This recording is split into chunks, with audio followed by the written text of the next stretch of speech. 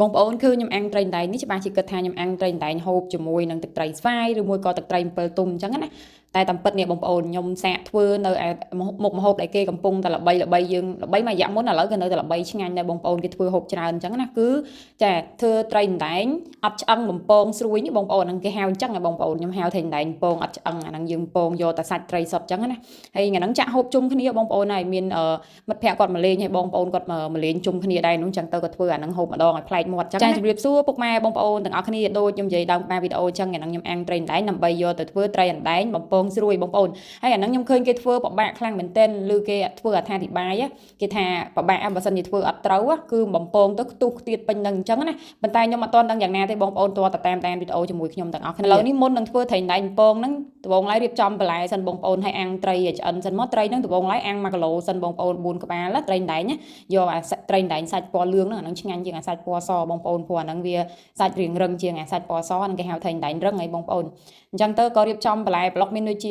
ាជីថ្ពាល់ត្រីហ្នឹងទៅសក់ម្ទេសស្លឹកខ្ទឹមក្រូចឆ្មាអញ្ចឹងទៅឬមួយក៏សាឡាត់ស្រួយអីមកគេច្រែងទៀតអញ្ចឹងមកបងប្អូនហ្នឹងផ្ទាប់ជាមួយនឹងត្រីវាឆ្ងាញ់ហើយខ្ទឹមក្រហមនេះគឺខ្ញុំចិតផ្ទាប់ជាមួយនឹងត្រីធ្វើជាអន្លក់ដែរបងប្អូនអត់ដាក់ចូលទឹកត្រីប្រើតាប៊ីចេងទឹកត្រីហើយស្ករសក្រូចឆ្មាម្ទេសហើយក្រៅពីហ្នឹងគឺទុកផ្ទាប់ជាមួយនឹងត្រីហើយនឹងទឹកត្រីក៏បន្ថែមជាមួយនឹងសណ្តែកដីដាក់តាំងមូលហ្មងបងប្អូនមិត្តភ័ក្តិគាត់ជួយធ្វើអញ្ចឹងទៅខ្ញុំអត់សូវជាហត់ទេសារហ្នឹងគ្រាន់តែខ្ញុំថតទេបងប្អូនណាមួយអាហ្នឹងខ្ញុំអត់ដែរធ្វើផងបងប្អូនដោយសារមុខម្ហូបត្រីអណ្ដែងអត់ឆ្អឹងហ្នឹងខ្ញុំមើលទៅគួរឲ្យចាប់អារម្មណ៍ហើយចង់សាកហូបព្រោះខ្ញុំអត់ដែរហូបទេបងប្អូនលើកទី1ក៏ធ្វើហូបហើយក៏លើកទី1នឹងទទួលទានវាដែរព្រោះធ្លាប់តែលឺគេល្បីទេបងប្អូនគេល្បីថាឆ្ងាញ់គ្រប់គ្នាអញ្ចឹងក៏សាកធ្វើហូបតែម្ដងទៅដោយសារប្អូនស្រីខ្ញុំគាត់ធ្លាប់ធ្វើអញ្ចឹងគាត់មានបទពិសោធន៍ក្នុងការធ្វើត្រីអណ្ដែងនឹងធ្វើមិនបំពងឲ្យឆ្ងាញ់ឲ្យស្រួយបំពងទៅឲ្យលើកមកជាប់គ្នាអញ្ចឹងណាចេញជាផែនថ្នាក់ស្អាតអញ្ចឹងទៅឥឡូវនេះដាក់អាំងត្រីអណ្ដែងចំនួន1គីឡូទៀតបងប្អូនព្រោះ1គីឡូរៀងស្ទើរគ្នាច្រើនដែរអញ្ចឹងទៅក៏ទិញថែម1គីឡូទៀតឥឡូវនេះអាំងឆ្អិនយកទៅឲ្យបកគលឲ្យចុងភៅ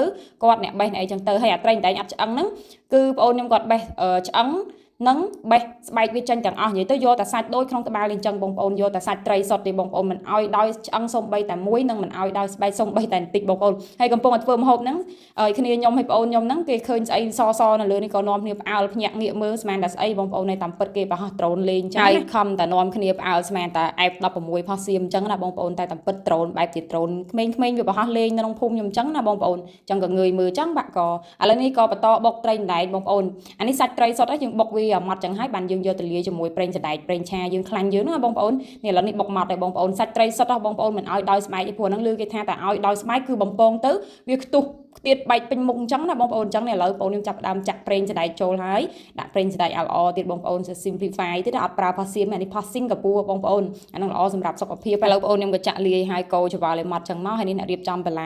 ែមានដូចខ្ញុំរៀបរាប់ខាងដើមអញ្ចឹងបងប្អូនសាឡាត់ស្រួយទៅសក់ជីថ្ពាល់ត្រីស្លឹកខ្ទឹមហើយស្វាយអាហ្នឹងអត់មិនបានគឺអាត្រីអណ្ដែងញ៉ាំត្រីអណ្ដែងអត់ឆ្អឹងហ្នឹងអត់មិនបានទេបងប្អូនគឺស្វាយខ្ចីហ្នឹងបេះនៅមុខផ្ទះយើងខ្ញុំបាន3ផ្លែមកសាប់វាឲ្យម៉ត់ទូចអញ្ចឹងមកបងប្អូនឈូសមិនសាប់ទេច្រឡំសំទោសបងប្អូនឈូសវាឲ្យអត់អញ្ចឹងមកយកមកផ្ទាប់ហូបជាមួយនឹងសាឡាត់ជាមួយនឹងត្រីអណ្ដែងពងហ្នឹងដាក់ជាមួយទឹកត្រីអូនិយាយពីថាត្រូវជាតិគ្នាជូរឆ្ងាញ់មែនតើហ្មងបងប្អូនជូរអែមឥឡូវនេះយើងក៏រៀបចំឲ្យអស់ដែរបងប្អូននៅដល់ពេលចាក់អញ្ចឹងឥឡូវនេះចាប់ដើមដាក់ខ្លាញ់ឲ្យក្តៅដើម្បីចាក់ត្រីអណ្ដែងយើងយកតែម្ដងបងប្អូនព្រោះបន្លែនិងបុកត្រីបុកអីយើងធ្វើឲ្យអស់ហើយនេះបងប្អូនសមិទ្ធផលដែលយើងបុកត្រីបកស្បែកត្រីនិងដកឆ្អឹងវាចេញយើងកូរជាមួយប្រេងឆាអញ្ចឹងមកដើម្បីយកទៅចាក់ក្នុងខ្លាញ់ដែលបានក្តៅដាំពុះរយៈពេល15នាទីហ្នឹងមកយើងយកទៅចាក់នេះឥឡូវខ្ញុំចាក់សាកបន្តិចសិនចាំមើលវាជាប់ល្អអត់អញ្ចឹងណាបងប្អូនយើងត្រូវអានឹងដូចគេហៅថាចាក់ភ្លក់ចាក់សាកសិនណាចាំមើលវាមិនដែរឥឡូវនេះក៏បន្តចាក់វែកទី1ខ្ទះទី1បងប្អូនចាំមើលលទ្ធផលយ៉ាងម៉េចវិញខ្ទះទី1ចាំមើលល្អឬមួយក៏មិនល្អចឹងឥឡូវបងប្អូនខ្ញុំចាប់ផ្ដើមកូរអាប្រហោងកដាលហ្នឹងដើម្បីស្រួលបត់បែនវាស្រួលលើកវាអញ្ចឹងណាបងប្អូនឥឡូវនេះក៏ចាប់ផ្ដើមរៀងក្រៀមទុកវាមករៀងក្រៀមល្មមបាច់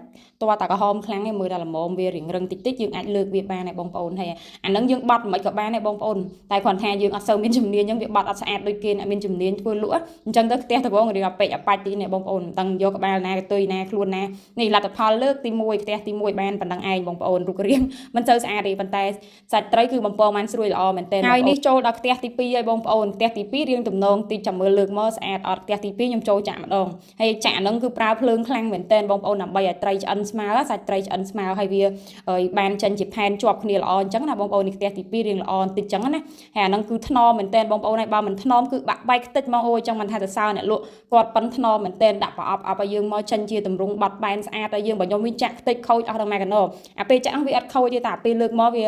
បែកទេបងប្អូនវាបែកវាអត់ចេញជាដុំស្អាតផែនស្អាតដូចគេអញ្ចឹងណាអញ្ចឹងទៅវាបាក់ឡើងអញញ៉ៃប៉ុន្តែគាត់ថាចាក់ផ្ទះទី3ទី4មកអត់សោះអីទេតាទី1ទី2ហ្នឹងរៀងដំបងអត់ទាន់ថ្នឹកដៃឥឡូវនេះចូលដល់ផ្ទះទី4ទី5រៀងថ្នឹកដៃតិចតិចរៀងស្អាតតែនេះបងប្អូនណានិយាយពីថាអូយដូចគំនូបងប្អូនចាក់មកឡើងតំណងហ្មងអត់លេងបែកចាបែកទុកម្ដុំណាល្អយើងទុកម្ដុំអញ្ចឹងមកហើយអាហ្នឹងជប់ខ្លាញ់ណាបងប្អូនអាថៃដែងពងអត់ឆ្អឹងហ្នឹងគឺពុកជប់ខ្លាញ់មែនតើបងប្អូនដោយសារអីយើងលាយជាមួយប្រេងឆាមកតង់ដើម្បីយកមកចាក់លើផ្ទះខ្លាញ់ហ្នឹងហើយយកមកពងទៀតមកតង់ទៀតគឺ2តង់អញ្ចឹងជប់ខ្លាញ់មែនតើអញ្ចឹងបងប្អូនពេលចាក់សម្រស់ដូចខ្ញុំអញ្ចឹងមកសម្រស់ឲ្យអស់ខ្លាញ់វាមិនអស់ 100% គ្រាន់ថាវាស្រកខ្លាញ់បានខ្លះអញ្ចឹងយើងហូបទៅវាអត់សូវប៉ះពាល់សុខភាពអញ្ចឹងណាហើយចំណីអាហារហ្នឹងខ្ញុំរីកមិនឲ្យបងប្អូនកុំហូបញឹកពេកអាហ្នឹងយូរម្ដងអីពួកបងប្អូននឹងស្រាប់អីប្រេងឆាខ្លាញ់ហ្នឹងតែយើងហូបជប់ចូលក្នុងខ្លួនយើងខ្លាំងពេកវាអត់ល្អសម្រាប់សុខភាពយើងអញ្ចឹងណាបានតែយូរម្ដងឲ្យបងប្អូនកុំហូបរាល់ថ្ងៃកុំហូបញឹកហើយនេះចាប់ផ្ដើមគ្នាខ្នងបងប្អូនខ្ញុំចាប់ផ្ដើមទទួលទានថៃដែងអត់ឆ្អឹងជាមួយនឹងបន្លែបងប្អូនមានទឹកសក់មានស្វាយមានទឹកត្រីគេនឹងឲ្យផ្ទាប់ជាមួយអាថៃដែងហ្នឹងអូយជាតិឆ្ងាញ់មែនតើបងប្អូននិយាយទៅបើយូរបានធ្វើម្ដងគឺប្លែកបងប្អូនឆ្ងាញ់ហើយបន្លែវាដូចបន្លែបាញ់ឆាវយើងអញ្ចឹងបងប្អូនហើយគ្នាខ្នងខ្ញុំបងប្អូនខ្ញុំគាត់ថាឆ្ងាញ់ហើយបានទឹកត្រីហងបានស្វាយផ្ទាប់ជូរនិយាយពីថាត្រូវគ្នាជាមួយអាសាច់ត្រីដែងបំពងស្រួយក្តៅហ្នឹងបងប្អូនឆ្ងាញ់មែនតើនេះចាក់ភ្លាមហូបភ្លាមអត់មានចាក់ហើយបានហូបទេណាបងប្អូនអញ្ចឹងវីដេអូរបស់នេះខ្ញុំមានតែប៉ុណ្្នឹងទេអរគុណច្រើនសម្រាប់ការតាមដានទស្សនាទាំងអស់គ្នាជូនពរពុកម៉ែបងប្អូនមានសុខភាពល្អនិងសំណាងល្អ